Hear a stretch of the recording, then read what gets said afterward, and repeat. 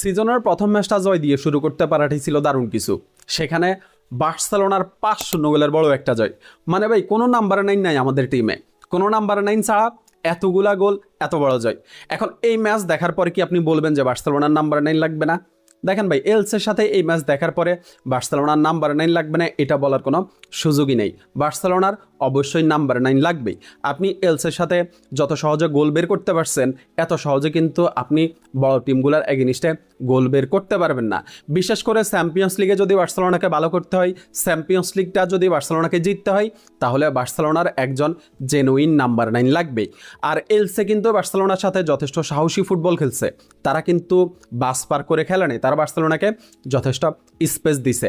আর ফ্লিকের এই Barcelona space পাইলে যে কতটা ভয়ঙ্কর ফুটবল খেলবে, সেটা তারা সিজনের প্রথম ম্যাচে একটা ইঙ্গিত দিয়ে রাখছে।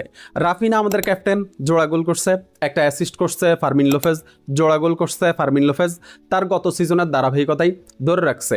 অভিষেক ম্যাচে গোল পাইছে কারিম আদিয়ামি। তবে আমার কাছে আসলে লামিন ইয়ামালকে কিছুটা হতাশাজনক মনে হয়েছে। আশা করি যে লামিন ইয়ামাল খুব তাড়াতাড়ি তার আগের রূপে ফিরে আসবে। এছাড়া মিডফিল্ডে মার্ক বার্নাল, ডিফেন্সে এরিক গার্সিয়া, এরপরে হচ্ছে ক্রিস্টেনসেন, এরপরে জেরার্ড মার্টিন, তারাও যথেষ্ট ভালো করছে। তবে ভাই সবচেয়ে বেশি অবাক করছে জাভি এসপার্ট।